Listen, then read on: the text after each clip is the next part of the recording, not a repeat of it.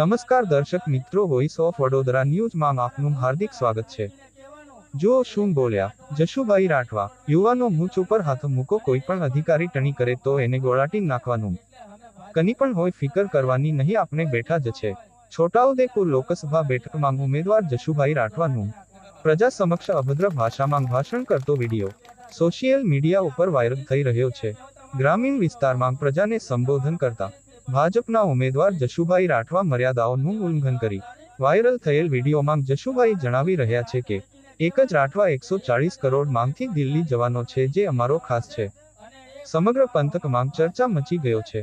ચૂંટણીની જીત પહેલા આ રીતનો પ્રજાને સંબોધન શું વ્યાજબી છે ખરું, તેવા અનેક સવાલો પ્રજામાં ઉઠી રહ્યા છે। અહેવાલ Vadodara bureau report viral video દેવાની જવાબદારી આ જુવાનીઓની છે। તમારે મૂછ પર હાથ વેચીને કહેવાનું કે એક જ રાઠવો 140 કરોડ માંથી દિલ્હી જવાનો છે અને એ પણ અમારો ભાસ થવાનો છે, એટલે અમે ભાજપને મત ન ખાઈએ। અને કોઈ બી કોમ હોય અરજી આ તો હવે કોઈ અધિકારી બી ટણી કરે તો બધું ગલાટી નાખવાનું કરવાની આપણે બેઠા છે। પછી આપણે બધી રીતે મેં તમારી જેવો દીકરો વાવો છે, એટલે તમારે બધી રીતે પણ પેટી ફૂલ કરવું પડે।